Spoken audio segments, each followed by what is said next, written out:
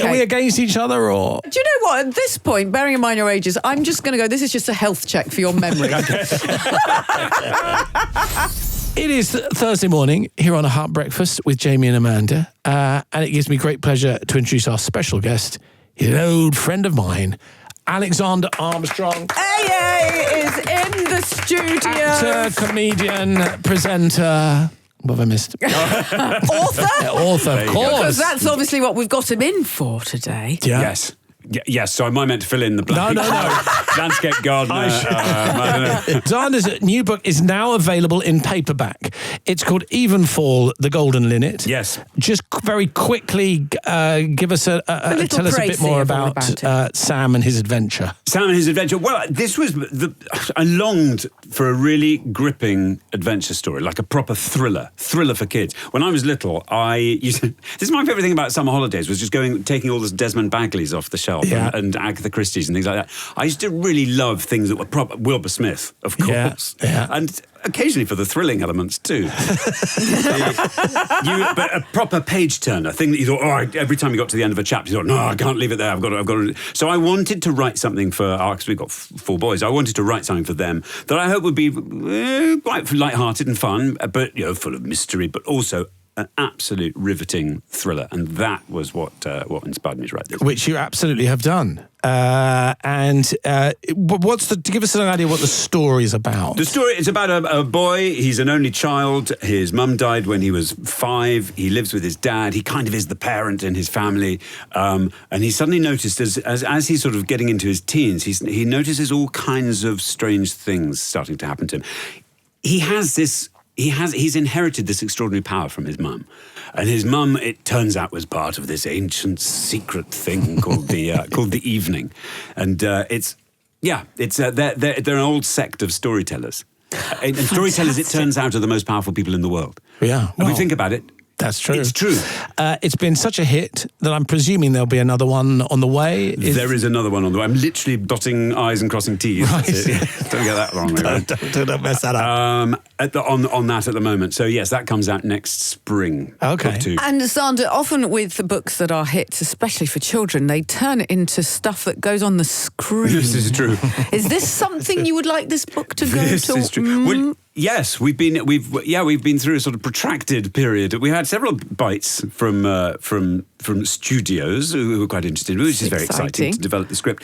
I've decided that I'm going to co-write the screenplay with another, and then we'll take it at that stage. I mean, you can either sell a book or you can get the screenplay done and do that. Do it for yourself, absolutely. You will be creating another Daniel Radcliffe, of course, because any 12-year-old boy would give his right arm to play Sam. I would hope so. It'd be a lovely part. I think it's going to be tricky. We're going to have to film them in, because 12-year-old actors have a habit of growing up between the films. Yeah, that annoying can happen. Book 2 literally follows on about a day after book 1. So like Harry Potter, you probably have to do them back to back. We have to film all back to back. Yeah. No bad thing.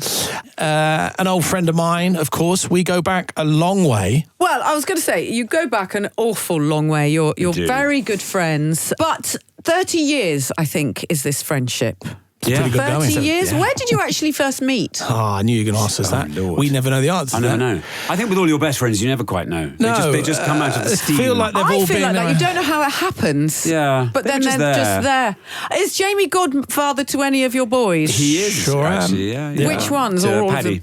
Is he your favourite son then? Yeah, would very you much say so. he's I'd your say. favourite? Has Jamie been... I'm the worst godparent you've known. I was going to to say, know. has he been involved? Because he No. barely remembers the birthdays of his own children. True. Yeah, Look, there's a slight pause. All right. Paddy is the owner of a very nice fountain pen. I'll just say that. There you go. He's the envy of all his brothers. The envy of all his brothers. Now, listen, based on your friendship of over 30 years, I have some questions for you both Lord. that only best friends should know about each other. But Jamie, I just want to give a big shout out to your lovely wife, Sophie, because she has obviously really helped me out with these questions. So shall we see how you both get on? Okay, go. Round 1. Xander, here's one for you. Yeah. You both attended J-Lo's engagement party In 2001. Yes. Correct. Wow, I didn't know that. Oh, yeah. I don't know which engagement party it was. I can tell you who it was. Hang on, but I'm just going to ask you where it was held.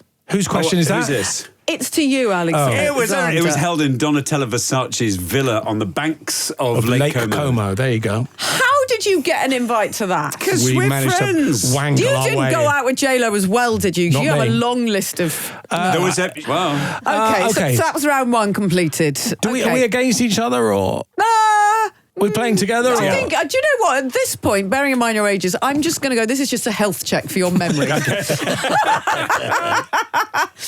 Okay, Jamie, this is your question for round two. In the late 90s, early 2000s, you would go on an annual boys' ski trip. Yes. Which comedian and hopeless skier would often come along? Can it be one of two? Okay. Ben Miller or... Another, I'm going to give you a clue. It's another children's author that often comes on this. Yeah, David Williams. There we are. David Williams is a hopeless skier. Absolutely hopeless. It doesn't surprise me. He's only there for the cheese, I would say. And finally, round three. Give us one story of Jamie from his stag do. There aren't any stories. I'm not sure there were any stories. It was just a delight from beginning to end. Wasn't it? Some wonderful art galleries, It was museums. a very interesting. It was a sort of pub. I mean, it did sell booze, but really we went there because it was like a sort of museum, wasn't it? Do you remember that? that do pub remember. with all the.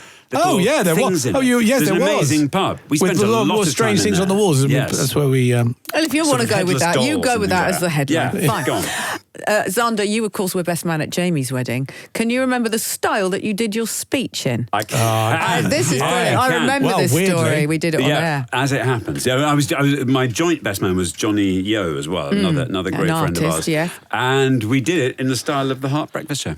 Yeah. With jingles and everything. With everything, yeah. Brilliant. We repurposed the Simpsons for the Theakstons. And it was Oh my God. it You was created a studio in our marquee. Yeah. And the whole speech was done as much as we are doing now. With headphones and microphones. and Jingles. everything. You can Yeah. say muff on air.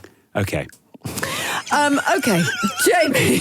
I'm not going to say it now. I'm going to keep that. That's my pink ticket.